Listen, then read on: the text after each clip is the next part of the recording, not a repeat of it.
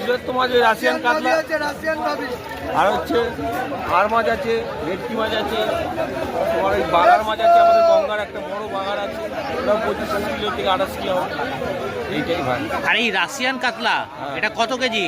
এটা 35 kilo. 35 KG. কত দামে বিক্রি হচ্ছে? এটা ওই 500 টাকায় বিক্রি হবে কাটা আর কি। এই মেলাতে আর কি কি মাছ এসছে দেখা যাচ্ছে? আমরা নিয়ে এসেছি মোটামুটি 7-8 রকম আর কি ইয়ে আছে, ভেটকি আর রুই কাতলা আর মাছ আছে 3 রকম এরকম।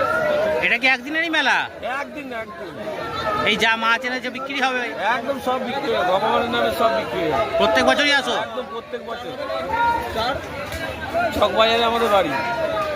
এটা মেলা প্রত্যেক বছর একদিনই হয়, পয়লা মাঘের মেলা, ওই জন্য প্রচুর লোক ভিড় হয়। আর সব নানা রকম আইটেমের মাছ আছে। কি কি মাছ পাওয়া যায় এখানে? সব রকম মাছ, কি মাছ নেবে সব রকম মাছ, নানান রকম। মানুষ অর্ধেক নামই জানে না এখানে যা মাছ আছে। আচ্ছা, ছোট থেকে বড় সব। ছোট থেকে বড় সব। এবছর হাইয়েস্ট কি মাছ এসছে? এই যে আমাদের কাছে এসছে কি মাছ? কাতলা মাছ এসছে। আচ্ছা, আর লোকও প্রচুর তো? লোক প্রচুর, প্রচুর লোক। এই একদিনের যে ব্যবসায় এত মাছ নিয়ে আসেন, এটা বিক্রি হয়?